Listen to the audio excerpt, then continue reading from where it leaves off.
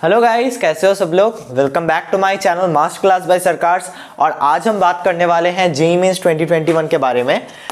कल हमारे MHRD minister आए थे और उन्होंने बोला था कि अब से 2 अटेम्प्ट नहीं, उससे ज़्यादा 3 या 4 अटेम्प्ट्स होंगे। तो हम इस बात को थोड़ा एनालाइज करेंगे आज, क्या ये हमारे लिए फ़ायदेमंद है या नहीं। ठीक है, तो देखिए, strictly if you want a one word answer from me, I would say no. And the biggest reason that I can give you that the flavor of JEE is lost. JEE का महत्व नहीं रहेगा अगर 4 बार वही exam होगा। ठीक है, okay, so let's analyze it a bit. 4 attempts, boon or bane. So I have listed down pros and cons, and as you can clearly see, मैं जितना एनालाइज कर पाया हूँ, being a student myself, 3 pros, 4 cons, and each con can beat all these 3 pros. That I can guarantee. But yeah, if I again insist, if you are a good student, आपको उतना फर्क नहीं पड़ना चाहिए, especially if you can do your best in the first attempt, because I am in IIT BHU and 75% of my batchmates have scored better in their first attempt. इस बार का scenario थोड़ा अलग था क्योंकि कोविड था, लेकिन हाँ, पिछले साल भी मैंने जेईई दिया था, उसमें भी वही हुआ था। ठीक है, so what are the pros? You do not have to rely on one attempt. That's a very good pro that I can list down. Because मान लीजिए कि कल मेरा एग्ज़ाम है और आज मेरा तबीयत खराब हो गया, तो मेरा तो एग्ज़ाम गया।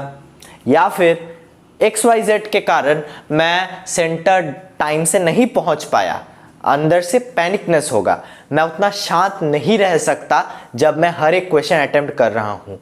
फॉर एग्जाम्पल, कुछ पर्सनल फैमिली प्रॉब्लम्स आ गया मेरा, मैं एग्जाम लिखते वक्त मैं कंसंट्रेट नहीं कर पाऊंगा। A fickle minded person scores very bad in exams, that I can guarantee.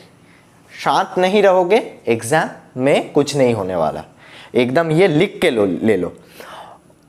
तो मैं ये बोल सकता हूं कि जब एनटीए ने सोचा है ये, this would have been their first consideration कि हाँ, मेरे को तो 1-2 अटेम्प्ट हो सकता था, 2 अटेम्प्ट ही सही था मेरे अकॉर्डिंग तो।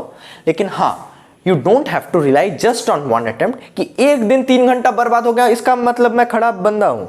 But actually the Indian education system works like that. जो बोलते हैं मार्क्स डजंट मैटर, वो एकदम फालतू बकवास करते हैं। Marks do matter if you are studying in India. अगर आप बाहर पढ़ते हैं, so scenario is different, I can't speak on that, but yeah, marks do matter, competition do matter। 10th 12th का एग्जाम ढंग से दीजिए, जेईई ढंग से दीजिए। जेईई नहीं होने वाला तो आपको उतना एज नहीं मिलेगा। आपको एक एनआईटी और आईआईटी में जाके आपका सिचुएशन बहुत ईजी बन जाता है। अगर आप प्राइवेट कॉलेज में पढ़ते हैं, ये नहीं कि आप एकदम बेकार हो जाएंगे, लेकिन आपको मेहनत बहुत करना पड़ेगा। तो मैं क्यों करूँ? 2 साल ही तो है भाई, ढंग से पढ़ लेता हूँ। 2 साल पढ़ना है या फिर 4 साल पढ़ना है, आप ही एकदम लॉजिकली सोचो। ठीक है, so you don't have to rely on 1 attempt. Next thing also, it's a very good pros that I can list down, that is real mock test is greater than mock test. मान लो कि आपका पूरा syllabus अभी Feb के अंदर covered नहीं है, राइट? तो आप क्या कर सकते हो, आप एक मॉक टेस्ट की तरह उसको दे सकते हो। लेकिन जब आप एक्चुअल जेईई मेन के दिन जेईई एग्जाम देने जाओगे, उस दिन सिनेरियो अलग होता है। तो इसमें ज्यादा प्रतिशत रियल टाइम सिनेरियो आपके सामने आता है कि हाँ, बच्चे देने जा रहे हैं, सबके मुंह में टेंशन है उतना, सब बुक्स पढ़ रहे हैं 1-2 मिनट पहले भी, आप जा रहे हो, उधर पे आपका प्रॉपर चेकिंग हो रहा है, पूरा एनवायरनमेंट डिट्टो सेम है, डिट्टो सेम। मॉक टेस्ट में आप मैनिपुलेट कर सकते हो अपने एनवायरनमेंट को, लेकिन एक्चुअल जेईई मेंस के एग्जाम में नहीं होता है ये। एक्चुअल जेईई मेंस का एग्जाम कुछ अलग चीज दे ही जाता है आपको, राइट? तो I would say that a real mock test is greater than a just a mock test. Also ample practice time. ये और ये दोनों पॉइंट काइंड ऑफ रिलेटेड है। आपने पहला जेईई मेंस दे लिया, आपका 80% सिलेबस कवर्ड था, आपने एक बात देख लिया कि कैसा क्वेश्चंस आता है, आपको कौन से नहीं आ रहा है, आपका कौन सा चैप्टर एक्चुअली वीक है। मान लो कि आप जिस कोचिंग में पढ़ते हो वहां पे रोटेशन का बहुत अच्छा सवाल देता है, लेकिन एसएचएम का एकदम बकवास सवाल देता है। एक्चुअल मेंस में शायद ऐसा ना हो, शायद रोटेशन से इजी क्वेश्चन आ जाए, एसएचएम से थोड़ा हट के क्वेश्चन आ जाए, लेकिन एसएचएम बहुत इजी टॉपिक है। रोटेशन मेरे को आज तक समझ में नहीं आता यार ढंग से, ठीक है। एसएचएम बहुत इजी स्कोरिंग टॉपिक से आपको पता चल जाएगा कि नहीं, अगर मेरे को फॉर्मूला पता है मैं ये क्वेश्चन आसानी से कर सकता हूं, ठीक है। तो ये आपको एम्पल प्रैक्टिस टाइम भी देगा और आपको एनालाइज करने का मौका भी मिलेगा खुद को कि नहीं मैं इस टॉपिक में वीक हूं, मैं इस टॉपिक में अच्छा हूं, ठीक है। क्योंकि मॉक टेस्ट और एक्चुअल जेईई एग्जाम में थोड़ा तो फर्क होगा बॉस। एलन का एक अलग पैटर्न होता है, रेजोनेंस का एक अलग पैटर्न होता है, उन लोगों का कुछ रहता है भाई। कुछ टॉपिक से वो जानबूझ के ऐसा क्वेश्चन डालेंगे कि आपसे सॉल्व नहीं होगा। मेरे साथ भी होता था, दोस्तों के साथ भी होता था। सो या so these are the 3 main pros that I could list down of 4 attempts. Cons क्या है? कंपटीशन इंक्रीज होगा, क्योंकि ये सारे बच्चे कर रहे हैं, और अगर आप मेहनती बच्चे नहीं हो तो आपको बहुत ही प्रॉब्लम होगा। क्योंकि और एक चीज़ मैं बोलना चाहता हूँ, वो मैं 4th पॉइंट पे बोलूँगा, ठीक है। This point and this point is kind of related. Competition increase and rank hampered, ये दोनों चीज़ आपको समझना पड़ेगा, ठीक है। वो मैं 4th पॉइंट में आके बोलूँगा। Flavour of JEE is loss, that's the main point. JEE mains का एक अलग महत्व रहता है, वरना तो सब एग्जाम सेट की तरह हो जाएगा भाई। कभी भी कोई भी एग्जाम दे रहा है, set is a very good exam, I am not disrespecting it, but JEE का थोड़ा फ्लेवर अलग होता है, उसमें क्वेश्चंस हार्ड आते हैं।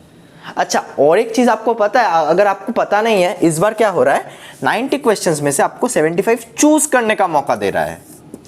इस बार आपको they can't put you in compulsion that you have to do this number of questions. This is also an interesting fact that I have not listed down, but yeah you could use this on your favour और आपके against भी जा सकता है अगर आप ढंग से चॉइस करना नहीं जानते हो। ये चीज़ मेरे को बहुत सही लगा है, बिकॉज दिस वुड, मतलब ये एडवांस एग्जाम जैसे आप देते हो ना, उसमें आपको पिक होना पड़ता है, उसमें आप अटैकिंग नहीं खेल सकते, आपको उसमें राहुल द्रविड़ बनना पड़ता है जी एडवांस के एग्जाम में, ठीक है। अगर आप टॉप 10 रैंकर्स या फिर 100 रैंकर्स नहीं हो, सॉरी, अगर आप वैसे हो तो आप अटैकिंग के लिए कोई भी पिच हो, ठीक है। तो हाँ, flavour of JEE is lost, कि हाँ जेईई मेंस अगर 4 बार होगा तो भाई उतना महत्व नहीं रहेगा जेईई का, टू बी ऑनेस्ट। और मेरे को दिल से इजी बात के लिए बहुत बुरा लग रहा है, क्यों हो रहा है भाई। अच्छा, रिपीटेड क्वेश्चंस, देखिए questions direct line by line repeated नहीं भी हो सकते, लेकिन कितना क्वेश्चंस बना लेंगे, वही तो कॉन्सेप्ट्स आ ही जाएंगे यार। पहले जब जो 2 अटेम्प्ट होता था, 9th का फर्स्ट शिफ्ट का क्वेश्चन कभी अप्रैल के 12th अप्रैल फर्स्ट शिफ्ट में दे दिया, या फिर सिमिलर टाइप का क्वेश्चन देता था, और जेईई एडवांस से तो डायरेक्ट उठाता है क्वेश्चन, तो रिपीट होने का चांसेस बहुत है। डेटा वाइज तो नहीं कहूँगा, पर कंसेप्ट एग्जैक्टली सेम है, ऐसा क्वेश्चंस आ जाता है। इसके वजह से जो अच्छे बच्चे हैं, रियली द गुड स्टूडेंट्स, उनको थोड़ा सा हैम्पर होगा रैंक। क्योंकि देखिए उधर एक बहुत अच्छा क्वेश्चन है, और मान लो कि मैं एक बहुत अच्छा बच्चा हूं, मैं उस क्वेश्चन को सॉल्व कर सकता हूं, लेकिन क्योंकि वो पहले रिपीट हो चुका है, पहले आ चुका है, इसलिए एक और बच्चा उससे थोड़ा सा कम लेवल का, वो भी उस क्वेश्चन को आसानी से कर लेगा। तो मतलब सेग्रीगेशन अच्छे से नहीं होगा, जो है जेईई एडवांस के एग्जाम में बहुत अच्छे से होता था। रैंक हैम्पर्ड, इस बात को एक्सप्लेन करने के लिए मेरे को थोड़ा सा बोर्ड साफ करना पड़ेगा। Sorry, I can't find my duster, otherwise I would have used it. Okay, so the thing is that, okay, mummy ला दी मेरा डस्टर, थैंक यू मॉम।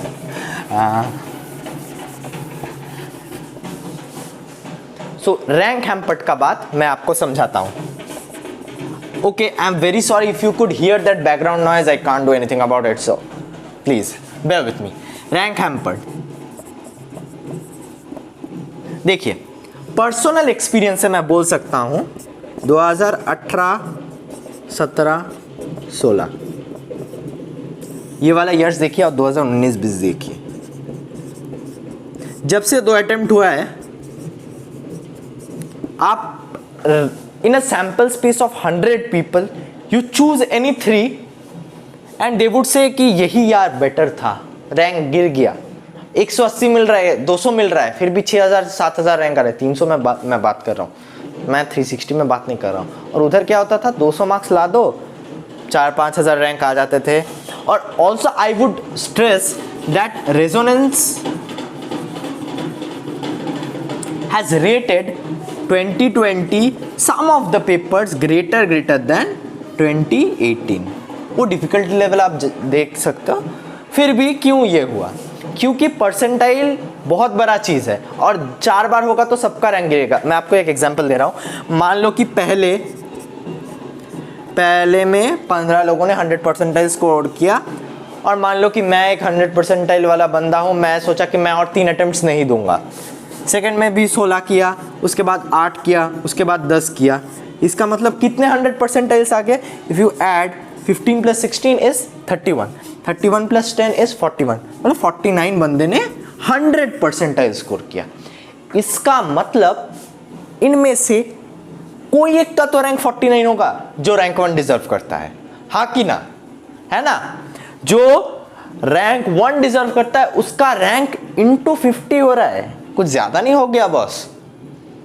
ऐसे ही मान लो कि 100 बच्चों में